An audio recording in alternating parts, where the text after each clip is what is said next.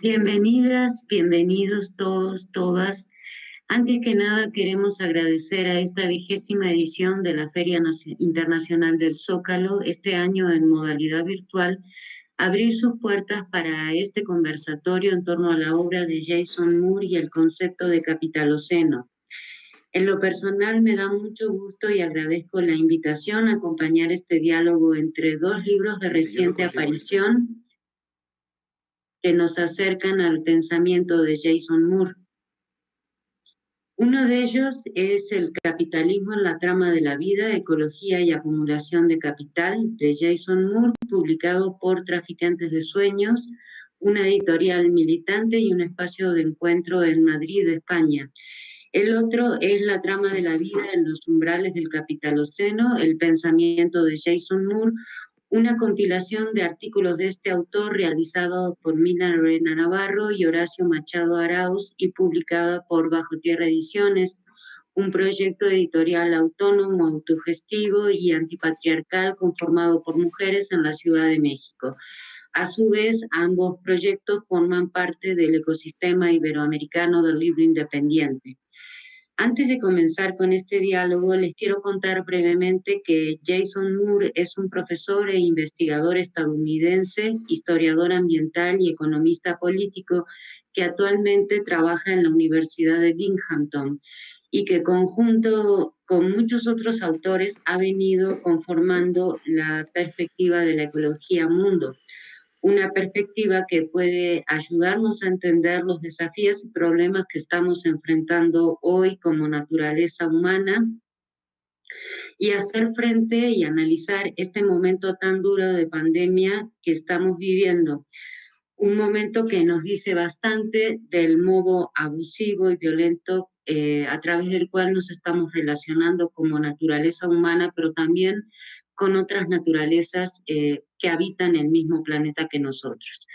Para este diálogo nos acompañan Mina Lorena Navarro, del colectivo Bajo Tierra Ediciones, y Emanuel Rodríguez López, coordinador de ediciones de Traficantes de Sueños. Mina es socióloga y profesora investigadora del Instituto de Ciencias Sociales y Humanidades de la Universidad Autónoma de Puebla.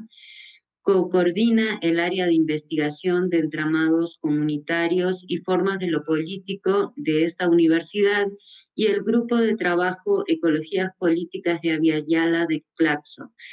Es autora, entre otras publicaciones, de Luchas por lo Común, Antagonismo Social contra el Despojo Capitalista de los Bienes Naturales en México, publicado por la UAP y Bajo Tierra Ediciones, y por su parte, Emanuel es licenciado en Sociología por la UNED y doctor en Historia por la Universidad Complutense de Madrid.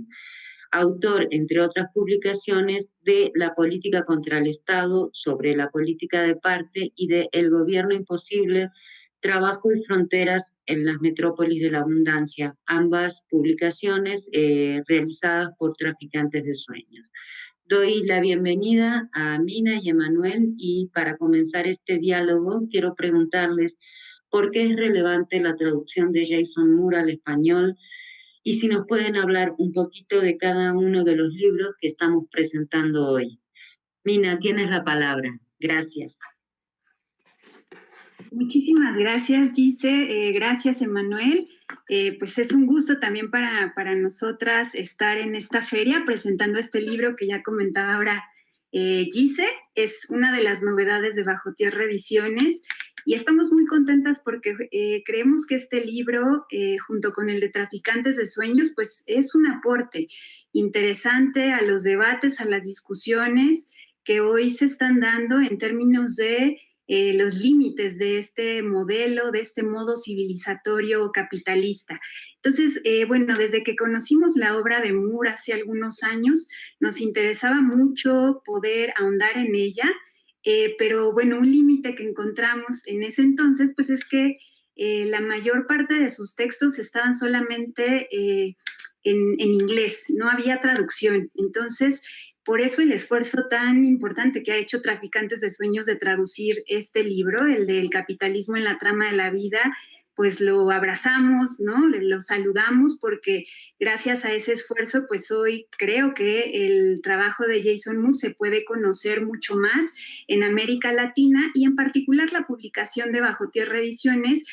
Como ya decía Gisela, es una compilación de 9 textos, una entrevista de textos que ya estaban traducidos al español por esfuerzos de distintas revistas, editoriales, que ya habían hecho ese trabajo. Entonces, de alguna manera, nos propusimos reunir esos textos que estaban dispersos, darles una coherencia y trabajarla en términos también de un texto introductorio. Cabe mencionar también que este libro, esta compilación de Bajo Tierra Ediciones, es una compilación que hemos coordinado Horacio Machado y yo. Horacio es un compañero con quien hemos tejido un esfuerzo colaborativo, una red de aprendizaje entre Catamarca, que es la ciudad, el lugar donde él reside, en Argentina, el norte de Argentina, y Puebla, que es la ciudad donde yo vivo.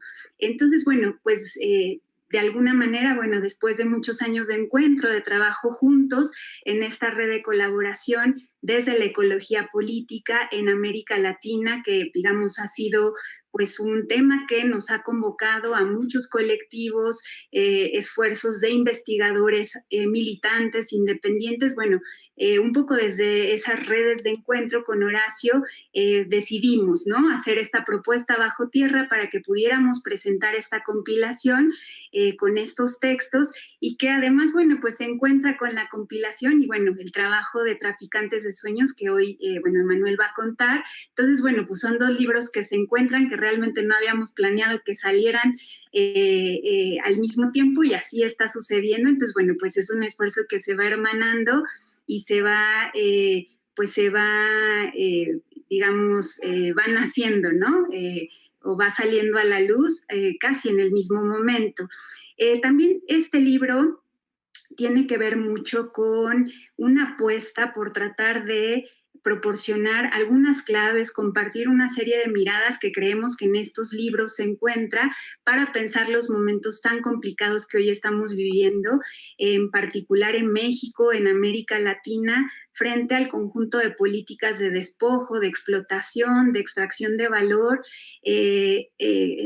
que han puesto a trabajar a los cuerpos, a los territorios de nuestros pueblos de Abya Yala, y en ese sentido, bueno, pues esperamos que este libro ayude, ¿no?, a tratar de ampliar, acompañar muchas de las discusiones, conversaciones que se vienen dando desde abajo para pensar los límites de este modelo incivilizatorio que es pues esta forma capitalista, ¿no?, de organizar la vida y de gestionar las naturalezas. Muchas gracias, Mina. Bueno, por un pequeño error técnico no he podido escuchar la intervención de Guise, pero creo que lo fundamental ahora mismo es hablar del marco un poco en el que se ha publicado estos 2 trabajos de Moore.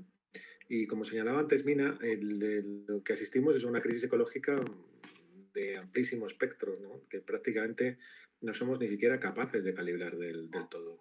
La publicación de estos 2 textos yo creo que obedece un poco a un intento de interpretar y entender el contexto en el que estamos, que es un contexto pues, de crisis sistémica, que es un contexto en el cual pues lo que vemos y observamos pues, prácticamente todos los días es una continua sucesión de catástrofes y que tienen un origen antrópico. En términos de Moore sería un origen claramente asociado a un régimen que es ecológico y a la vez social, que es el capitalismo, y que supone pues básicamente pues que estamos en un horizonte, en un espacio social pues sometido a presiones que él considera prácticamente pues en términos casi terminales, ¿no?, de una crisis epocal.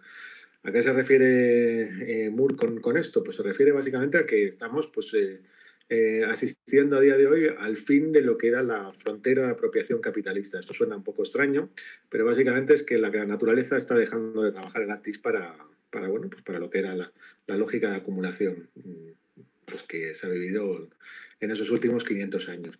Moore es interesante porque le presta una atención esencial a lo que fue la apertura capitalista del de la apropiación y el expolio del Nuevo Mundo, en el caso de América, y lo que observa también es como esa colonización americana, la conquista y luego toda la explotación de los sistemas de plantación, la minería, etcétera, a gran escala, incluso también el régimen productivo en Estados Unidos, pues, por ejemplo, de lo que fue el Medio Oeste y una agricultura pues expansiva, pues había estado basado básicamente en un trabajo, en una acumulación de trabajo natural, o sea, de naturalezas extrahumanas, que a día de hoy ya no tiene margen o elasticidad para seguir generando pues lo que serían todas esas externalidades positivas en términos de, bueno, pues básicamente de una apropiación pues en trabajo prácticamente gratuito por parte de la naturaleza, ¿no?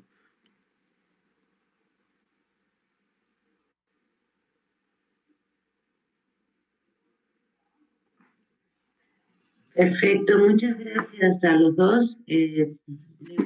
La siguiente pregunta.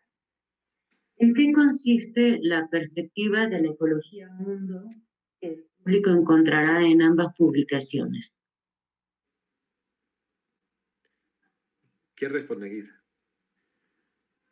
Emanuel, que fuiste el empezar último, ahora sigues tú. Ah, vale, genial. Pues mira, la perspectiva de la ecología mundo es básicamente, bueno, si queréis, si me permitéis un pequeño precedente. O sea, Moore aprende buena parte de su formación en la escuela de Binghamton, ¿no? En Nueva York. Y pues yo creo que es, si queréis, la última generación de lo que en cierta medida abrió Brodel, ¿no?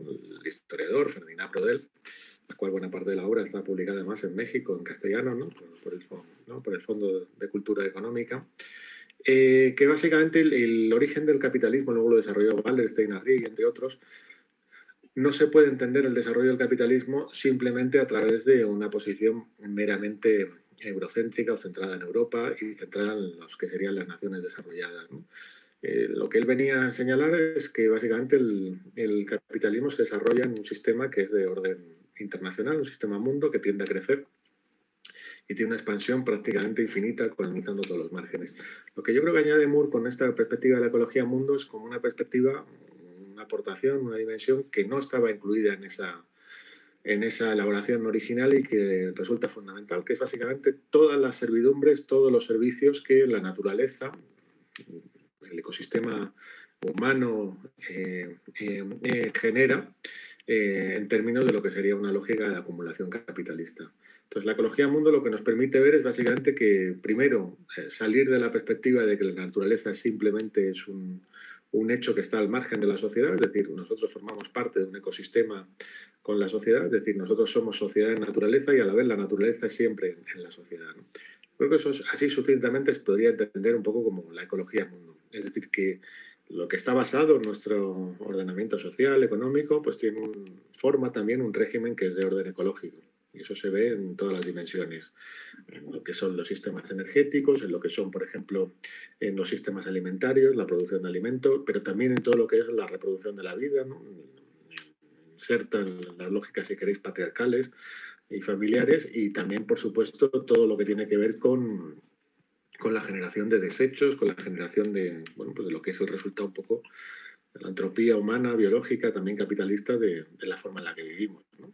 Y que se manifiesta, pues, por ejemplo, en efectos cada vez más negativos como el cambio climático.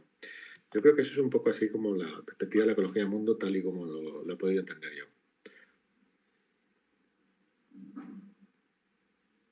Sí, retomando quizá algunos puntos que Manuel pone, que me parece muy interesante en términos también, ¿no?, de su propia trayectoria como historiador y que se, digamos, converge, ¿no?, en la apuesta de Traficantes de Sueños, de por qué sacar este libro.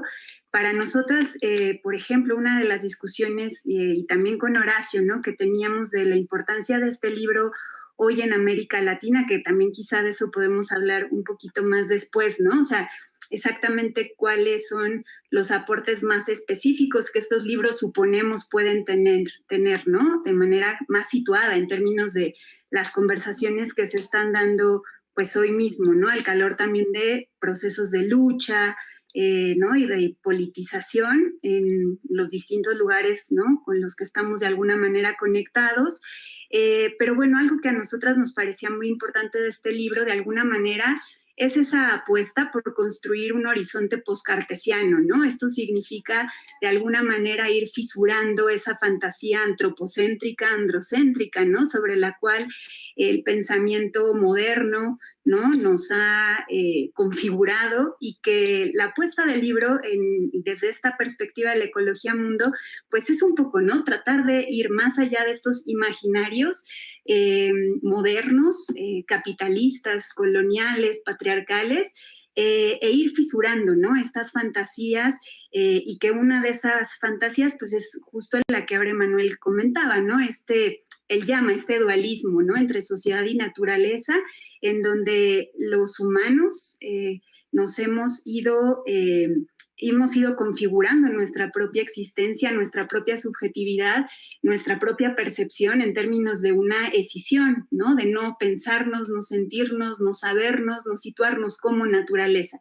Y en ese sentido, ubicarnos, situarnos como una especie extraordinaria, una especie que además supone que se ubica en un lugar jerárquico, ¿no? De los ciclos y las cadenas de reciprocidad, ¿no? Y de relación con otras especies. Entonces es como un poco tratar de desmantelar esa jerarquía que se ha pensado de lo humano frente a otras especies compañeras, ¿no? Diría Donna Haraway. Y entonces, bueno, es empujar por tratar de romper ese dualismo, pero desde la perspectiva de Ecología Mundo me parece que también el esfuerzo es por hacerse cargo de lo que va implicando ese desplazamiento, ¿no? Que es un desplazamiento ontológico, epistemológico, político, existencial, y que implica desplazarnos de ese lugar. Bueno, pues implica también un ejercicio de imaginación política, me parece, en términos de cómo vamos produciendo y abrevando de otros marcos de comprensión poscartesianos, ¿no? Y también de otras narrativas y otros métodos. Y en ese sentido, la Ecología Mundo, bueno, pues hace ese esfuerzo, ¿no? Es un esfuerzo por historizar, pero también por geografizar, ¿no? La historia de estas coproducciones del capital en la naturaleza, pero también de las naturalezas en el capital. Entonces, me parece que es todo un esfuerzo muy interesante que lo van a poder de alguna manera ver en los textos que estamos presentando en los distintos capítulos, artículos que componen estas compilaciones y estos esfuerzos editoriales, en términos de lo que podríamos llamar una suerte de historia multiespecie. No solamente se trata de pensar la historia desde lo humano, sino desde estas coproducciones, y de cómo el tejido de la vida es un sistema vivo que también interviene en las propias producciones del capital. Y en ese sentido es poner en jaque la idea omnipresente de un proyecto del capital, como si el capital lo pudiera todo. Entonces creo que es una perspectiva que también pone un acento en la fragilidad del capital, en la fragilidad y en su capacidad de totalización, en su incapacidad de totalizar y de subsumirlo absolutamente todo, aunque esa sea la narrativa dominante. Creo que la Ecología Mundo también pone un acento audaz, ¿no? Que lo hace de manera audaz desde esta red de investigadores, que además habría que decir, ¿no? Que Jason Moore, pues es uno de los referentes principales de esta perspectiva, pero él mismo es parte de una red, ¿no? De investigadores de la Ecología Mundo, en donde, bueno, desde distintos lugares se está haciendo este trabajo histórico por pensar estas coproducciones, ¿no? Entre la naturaleza, el capitalismo, las relaciones de poder, porque habría que decir que romper con este dualismo al mismo tiempo significa reconocer las profundas asimetrías en las cuales se juegan estas coproducciones entre las naturalezas humanas, extrahumanas y el capital. Entonces, bueno, creo que es eso, una perspectiva que está teniendo una capacidad de irse desarrollando en distintas latitudes, en distintas geografías, ¿no? Y de ir dialogando con otros trabajos que, aunque no se perciban o no se autodenominen como parte de la perspectiva Ecología Mundo, me parece que son esfuerzos que también podrían encontrarse en esa misma intención, ¿no? De cómo vamos cambiando los lugares de enunciación de la historia y cómo vamos también reconociendo estas coproducciones más allá de lo antropocéntrico, ¿no? Y más allá de estas fantasías sobre las cuales la modernidad capitalista se ha venido desplegando y configurando. Entonces yo diría eso, como otros elementos, ¿no? Que me parecen importantes como parte de esta perspectiva de la ecología mundo. Gracias, Mina. Emanuel, no sé si quisieras agregar algo más en torno a este punto. Pues quizás sí, ¿no? Porque tenemos tiempo, ¿no? Y podemos aprovecharlo, quizá. O sea, yo creo que quizá para situar un poco algunos de los ejemplos que ponemos, ¿no? En la crisis en la que nos encontramos y por qué es interesante una perspectiva de la ecología mundo. Pues él, por ejemplo, pone y señala, ¿no? Durante toda la expansión del capitalismo, uno de los elementos fundamentales para que esta expansión fuese posible era el hecho de que existiesen alimentos baratos, ¿no? Baratos en términos relativos, baratos en términos de lo que era, por ejemplo, pues la fase anterior de desarrollo capitalista, ¿no? Y lo que hemos visto es básicamente un abaratamiento progresivo en términos, vuelvo a decir, relativos de los alimentos principales, ¿no? Fundamentalmente de los granos y si queréis, de los aceites, de las grasas básicas, ¿no? Y también de la proteína animal. Pues bien, él señala, durante todo el siglo, por ejemplo, XIX, resultó fundamental, por ejemplo, la roturación de tierra nueva, de tierra no explotada en términos agrícolas, en el medio oeste estadounidense. Y eso fue fundamental para el desarrollo del capitalismo estadounidense, ¿no?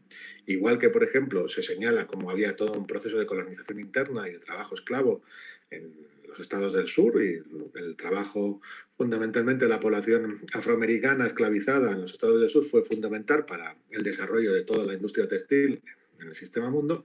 Del mismo modo, en la explotación de lo que fue el suelo fértil del medio oeste, pues fue fundamental para producir alimentos baratos, que era luego lo que permitía abaratar también la mano de obra, la fuerza de trabajo, y por lo tanto facilitar pues, una acumulación ampliada. Pues bien, esos alimentos baratos estaban basados en una frontera agrícola, que es la frontera agrícola que se produjo básicamente en el Nuevo Mundo y que era un resultado de una fertilidad acumulada por la cual el capital nada había pagado, o sea, y nada paga, ¿no? Lo vemos este mismo ejemplo en multitud de casos a día de hoy. O sea, por ejemplo, si queréis que nos fijemos en cómo se produce proteína barata a nivel global, por ejemplo, con la industria cárnica, la porcina, caso español es, por ejemplo, muy significativo, ¿no? Yo hablo desde Madrid y, por ejemplo, la cuarta industria de exportación española, parece que no, pero es la industria porcina, ¿no? Pues bien, esos puercos, esos cerdos, son alimentados de forma masiva en macrogranjas y demás, gracias a aportes de soja que se producen fundamentalmente en Argentina, en Brasil, en Paraguay, y que esa proteína que sirve para alimentar, la proteína me refiero a la soja, la proteína animal del cerdo, se obtiene básicamente a través de la ampliación de la frontera agrícola y la esquilmación de los suelos de estos países. Veis los casos, ¿no?, que se hablan constantemente, las quemas en la Amazonía, en el Mato Grosso, en el Gran Chaco, en el Pantanal, y que están asociadas básicamente a este modelo de roturación y de explotación agrícola sobre una fertilidad que es heredada. Moore además señala que eso tiene límites, o sea que, por ejemplo, él señala que, por ejemplo, todo lo que es la nueva revolución verde, por ejemplo, de la agricultura que se está desarrollando ahora mismo en estos países, con esta industria de la soja transgénica y a través de los glifosfatos, pues está produciendo curiosamente elementos en los cuales no se puede generar mayor productividad y por lo tanto abaratar el alimento. La cual la naturaleza, por decirlo así, cada vez rinde menos o le resulta menos gratuita o menos barata a esta lógica del capital. ¿Por qué? Porque nos encontramos un montón de plantas, vamos a llamarlas malezas, no sé cómo se diría en mexicano, pero bueno, se entiende, malezas, es decir, plantas que no son útiles y que restan nutrientes a la soja y que cada vez también son más resistentes al glifosfato. Por lo tanto, los rendimientos de esa tierra tendencialmente, en vez de ser crecientes, son decrecientes, ¿no? Eso es lo que él llama el valor negativo. Y ese valor negativo lo vemos en muchos frentes a día de hoy. Es decir, en lo cual esa ecología mundo deja caso de la naturaleza, de prestar servicios a la lógica de capital y, por lo tanto, también al sistema en el cual vivimos todos, porque al fin y al cabo todos vivimos en este sistema, servicios que de carácter, si queréis, gratuitos o semigratuitos. Es decir, que nos encontramos que se produce una lógica de valor negativo. Esto quiere decir que progresivamente, en vez de aumentar los rendimientos marginales, lo que encontramos es que justamente se produce un estancamiento o un decrecimiento de los mismos. Y esto es una crisis a medio plazo. O la es ya, de hecho, señala que esa crisis se produce ya. Lo mismo podríamos decir con la energía, es decir, todo el sistema de hidrocarburos, pues cada vez que es una acumulación milenaria, en realidad de millones de años, de lo que sería pues, una base orgánica, descompuesta y sometida a altas presiones, que es lo que produce los hidrocarburos, pues eso que estaba ahí, pues cada día es más difícil de extraer y resulta cada vez más caro. Es decir, una vez extraídos o explotados los yacimientos de mayor en superficie, con calidades más mejores del petróleo, pues nos encontramos que cada vez resulta más difícil, más caro y por lo tanto entramos en una lógica de rendimientos decrecientes. Y no parece que haya una energía sustitutoria a la vista, igual que lo habíamos visto con el caso de la soja. Yo creo que con estos ejemplos podemos entenderlo un poco mejor, ¿no? O ilustrar un poco mejor lo que yo creo que él pretende hablar, ¿no? Gracias, Emanuel. Les preguntaría ahora, y en función de lo que nos están compartiendo, ¿qué claves nos aportan estas dos publicaciones para entender, para analizar y para hacer frente a este momento de pandemia y crisis civilizatoria que estamos enfrentando? Pero antes de que me respondan, solo quisiera recordar que tanto el libro de Traficantes de Sueños como el de Bajo Tierra Ediciones están presentes en esta 20ª edición de la Feria Internacional del Libro del Zócalo y que lo pueden encontrar en el ecosistema iberoamericano del libro independiente. Entonces, no sé quién de los dos comienza para preguntar qué claves nos aportan estas publicaciones para los tiempos de pandemia y crisis civilizatoria que en este momento estamos viviendo. Si quieren, ahora empiezo yo. Bueno, claramente no nos imaginábamos, ¿no?, que el contexto de la presentación de estos dos libros iba a ser este. No imaginábamos que, bueno, que este momento tan complicado, ¿no?, de la propagación de esta pandemia fuera digamos, como no solamente el telón de fondo, ¿no?, de esta presentación, sino yo creo uno de los temas que puede resultar fundamental hoy tratar de abordar y de encarar desde algunas de las claves que nos propone Moore y la ecología mundo, ¿no? Entonces, bueno, creo que no podría ser más oportuna la presentación de estos dos libros para pensar nuestra propia realidad en este contexto, ¿no? A mí tuvimos hace algunos meses una conversación convocada por Traficantes de Sueños precisamente para ir pensando algunas de estas claves, sobre todo en relación con la publicación de El capitalismo en la trama de la vida, que ellos están publicando, que es el libro que hoy estamos presentando también. Y a mí había una idea que Manuel proponía en ese conversatorio y que en general se difundió como parte de las propuestas reflexivas de Traficantes de Sueños, que era la idea de qué imágenes nos devuelve el virus, ¿no? Para pensar, digamos, nuestras propias relaciones de interdependencia, para pensar estos modos destructivos, abusivos, sobre los cuales el capitalismo viene organizando las naturalezas, y me parecía una idea muy sugerente y quisiera recuperarla para pensar en eso, ¿no? En algunas imágenes que el virus nos devuelve, ¿no? Y que en ese sentido creo que hay una dimensión pedagógica de este hito por el que hoy estamos atravesando, esta pandemia que como nunca ha afectado a toda la especie humana y que ha pues generado esquemas de confinamiento bastante extensivos para todas las poblaciones del mundo, ¿no? Digamos, eso es algo inédito y en ese sentido hablaría de un hito. ¿Y qué es lo que podemos aprender de este momento, de este hito? ¿Qué procesos también de subjetivación se detonan a partir de esta experiencia que hoy estamos habitando en todas las geografías del mundo, con profundas desigualdades, evidenciándose estas jerarquías, ¿no?, que han desgarrado los propios cuerpos sociales, las relaciones, ¿no?, sobre las cuales se viene reproduciendo socialmente la especie humana, ¿no? Entonces, en ese sentido, bueno, pensaría, ¿no?, en cuál es esa dimensión pedagógica, cuáles son esas imágenes que el virus nos devuelve hoy para pensar nuestra propia relación con los virus, sabiendo que los virus no son microorganismos, digamos, excepcionales, sino hacen parte también de los propios ecosistemas y de las tramas y tejidos sobre los cuales los humanos estamos reproduciendo, ¿no?, cotidianamente nuestra existencia, y también, ¿no?, para pensar cómo es que venimos organizando nuestras relaciones de interdependencia y cuáles son también los límites ¿no?, de esta forma de organización en términos capitalistas.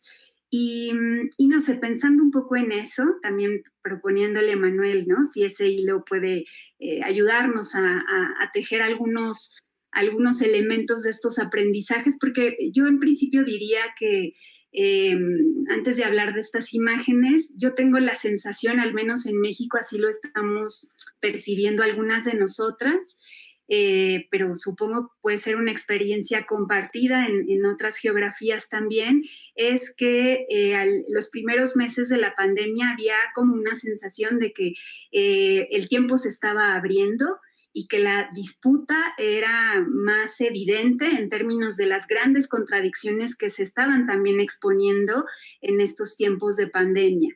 Y sin embargo, en estos últimos meses, ¿no?, lo que hemos venido sintiendo es que pareciera que este tiempo otra vez se está cerrando y que estos llamados de regreso a la normalidad son como llamados, ¿no?, que se imponen, que se hacen sentido común nuevamente, y cómo no dejamos que ese tiempo se cierre, ¿no? Y quizá una de las preguntas pues tendría que ver con cómo no regresamos a esa normalidad, decíamos al principio, y cómo vamos expandiendo ese tiempo para no solo no regresar a lo de antes, sino también reconocer, replantear, reinventar, relanzar otras formas, ¿no?, de estar en el mundo, ¿no?, y de convivir entre nosotros como especie humana, pero también para marcar otros modos de convivencia intraespecie.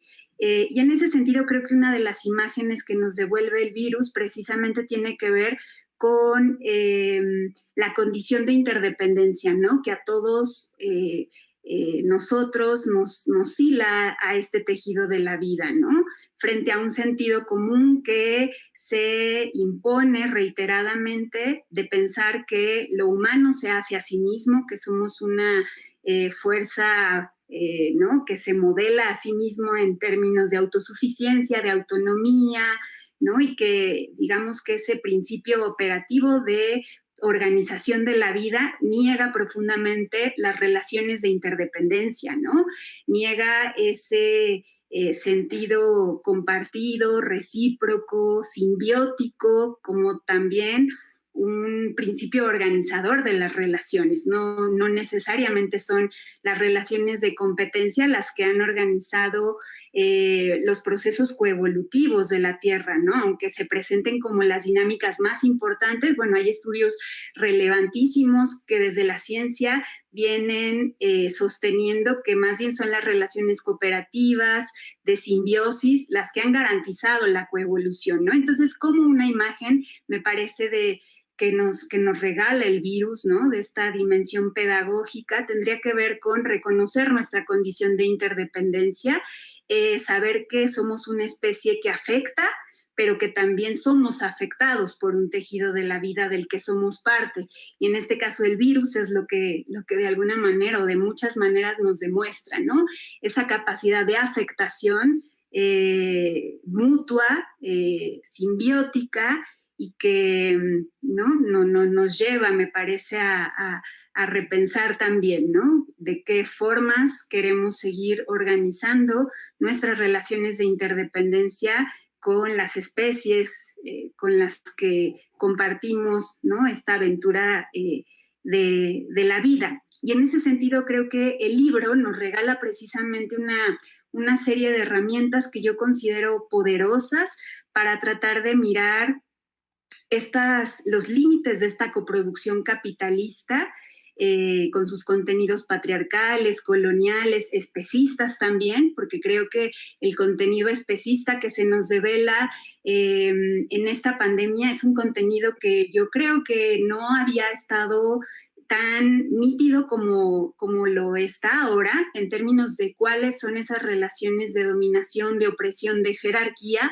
que se han planteado con otras especies, como el ejemplo que ahora Emanuel ponía, a partir de la organización de la industria cárnica, ¿no? Y de ese sistema de muerte que se impone a millones de animales cotidianamente, ¿no?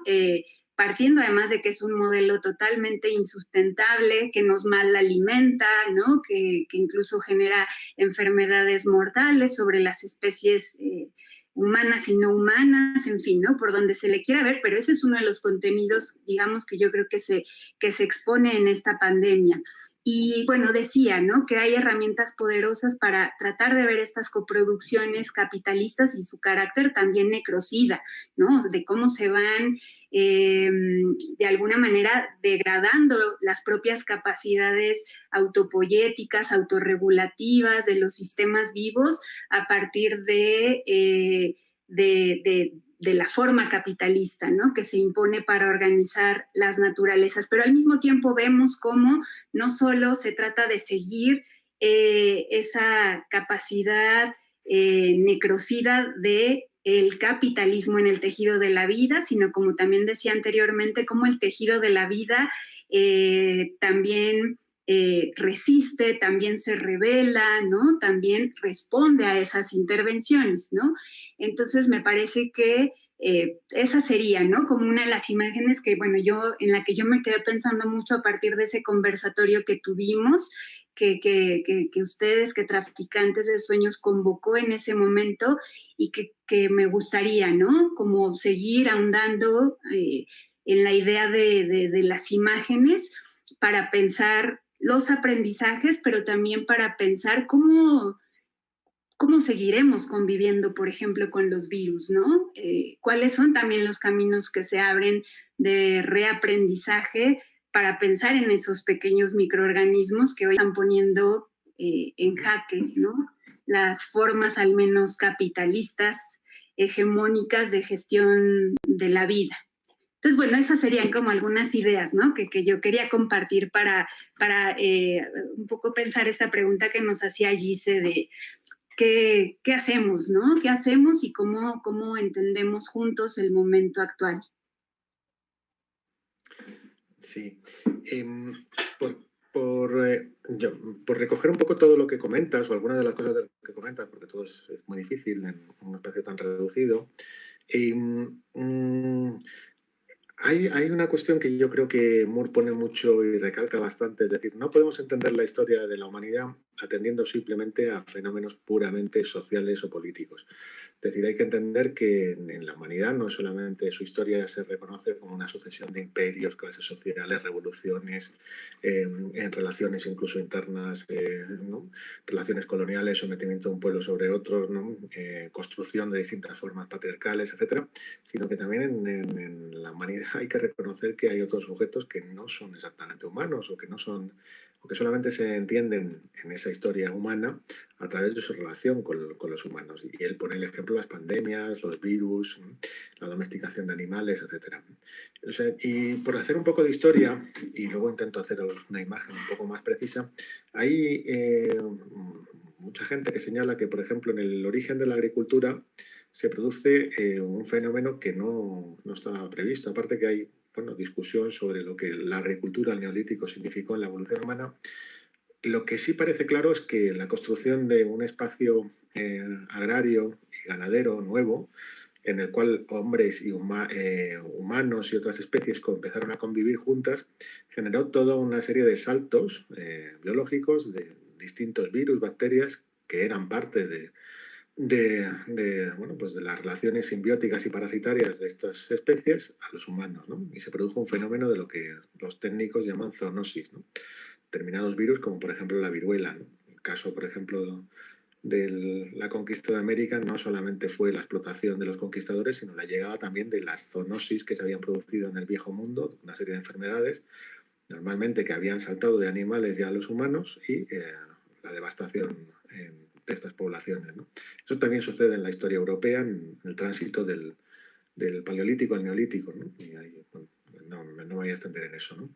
En cualquier caso, ahora mismo estaríamos en un fenómeno, también se produjo otros sucesos de zoonosis fuertes en la creación de esa economía mundo de la que habla Moore, y ahora mismo estaríamos también en una nueva generación, explosión de zoonosis, precisamente por una ecología mundo que se agota, ¿no? Que ya no tiene fronteras internas. Y aquí sí me gustaría poner una imagen que quizá pueda parecer un poco tonta, pero bueno, hace poco veía un documental de una cocinera maya en el Yucatán, y pues ella explicaba cómo hacían determinadas recetas milenarias, etcétera, y tal cual, y se iba a la milpa, ¿no? Es así como se dicen los huertos de allí, ¿no? Y pues ella iba abriendo mazorcas de maíz y veía solamente las que abría, que había como 5 o 6 variedades, y cada una de ellas con sus porotos, sus habichuelas, ¿no? Rodeándolas también con distintas variedades, ¿no? A día de hoy la agricultura industrial no funciona en absoluto así. O sea, la agricultura industrial son monocultivos extensísimos de miles de hectáreas, y desde luego no está organizada en pequeños huertos. ¿Qué diferencia hay entre una cosa y otra? Pues que tú te encuentras que en esa milpa o en cualquier huerto tradicional pues hay una complejidad relativa, ¿no? Menor que la que existe en un ecosistema natural, pero mucho mayor que la que existe en la agricultura industrial.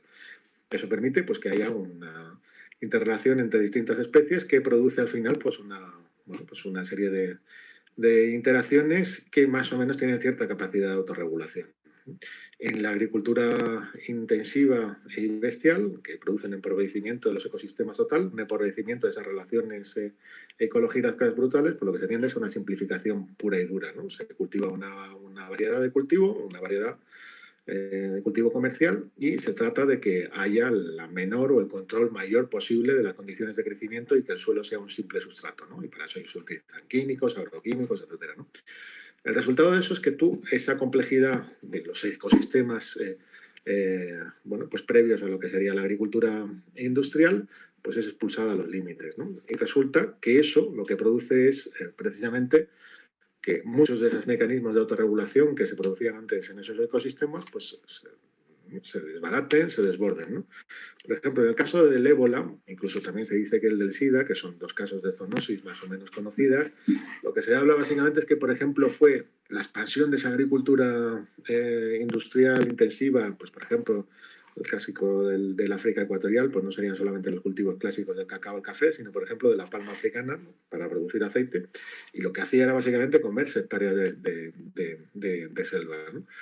En este caso los murciélagos de la fruta, que se supone que los portadores no originales, o quizá originales, del ébola, pues lo que hacían es que básicamente pues, entraban en interacción cada vez mayor con los humanos.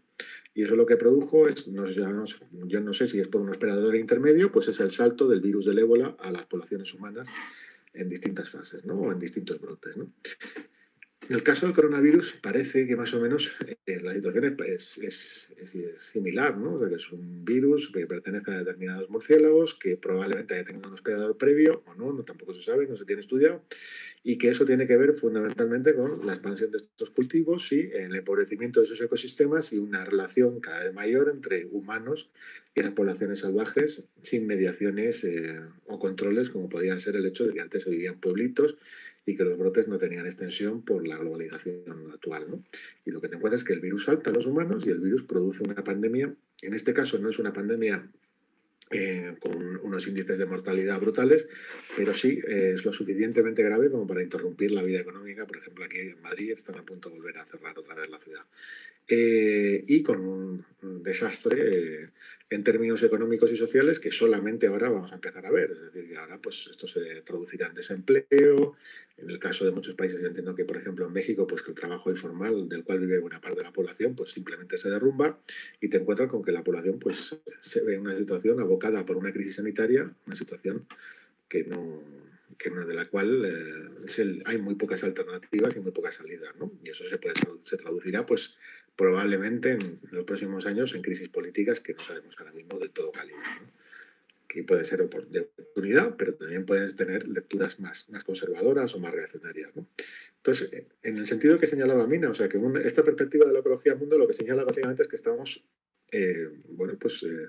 viviendo sobre un conjunto de interrelaciones muy complejas que apenas comprendemos y que estamos continuamente interviniendo sobre ellas y muchas de ellas produciendo efectos, de queréis, negativos, adversos, de valor negativo, que diría Moore, en términos de lo que sería nuestro sistema económico, que es de orden capitalista, ¿no? Y yo creo que eso es fundamental, o sea, a la hora de entender un poco el marco que nos señala. Es decir, que como comentaba antes Minio, lo que hay es la especie humana y la especie humana organizada en términos capitalistas opera sobre un conjunto de interrelaciones que son de una complejidad salvaje y bestial y que estas relaciones no son del todo controlables y no son del todo organizables en términos racionales, que implica, por supuesto, muchas veces simplificación, como valía para el caso de la agricultura industrial, que permitan básicamente los rendimientos, las producciones que exige pues, bueno, esta economía de orden capitalista, ¿no? Entonces, yo creo que eso es interesante a la hora de acercarse a estos textos. Realmente la crisis pandémica es una crisis que está conectada con precisamente lo que comentábamos antes, la necesidad de obtener alimentos baratos de nuevo, por esa expansión de la frontera agrícola en países, en este caso, pues, tropicales, en el caso del ébola, pero también en el caso del sudeste asiático y de China, pues de lo que serían el horizonte agrícola de crecimiento sostenido, también una población que tiene mayor capacidad de consumo, y también, por supuesto, pues esto que comentábamos antes, pues la fragilidad del propio sistema a la hora de hacer este tipo de operaciones, las cuales muchas veces no tienen ningún control, ¿no?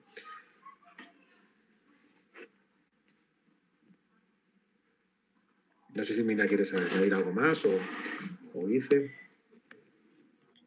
Gracias, Emanuel. Digo, ya creo que casi estamos sobre el tiempo, entonces no sé si los dos quieren cerrar. De nuestra parte, les agradecemos muchísimo este diálogo entre estos dos libros que pueden encontrar en esta Feria del Zócalo, acudiendo ya sea a Traficantes de Sueños, a Bajo Tierra Ediciones, que forman parte del ecosistema iberoamericano del libro independiente. Entonces, no sé si quieren cerrar. Yo por mi parte me despido y les agradezco mucho su participación. Gracias a vosotros. Y quizá, Mina, ¿quieras añadir alguna cosa? No, pues muchas gracias, Gise, por facilitar la posibilidad de este espacio, de esta conversación, que creo que nos quedamos con ganas de seguirla. Esperemos que este libro sirva también como un pretexto para poder pensar desde estas claves y habilitar otro tipo de conversaciones que ya vimos que son sumamente necesarias, ¿no? Producirlas juntos hoy. Gracias y ojalá, bueno, pues les interesen estas publicaciones que, como decía Gise, pues son parte de estos esfuerzos colaborativos entre estas dos editoriales hermanas, Traficantes de Sueños y Bajo Tierra Ediciones. Gracias a vosotras por la invitación y por la participación. Y nada más señalar que en el caso de los libros de Traficantes los tenéis descargables, es decir, podéis acceder a una visión, a una versión en PDF sin cargo alguno en traficantes.net. Y nada, esperamos que nos podamos volver a encontrar en futuras ocasiones. Muchas gracias.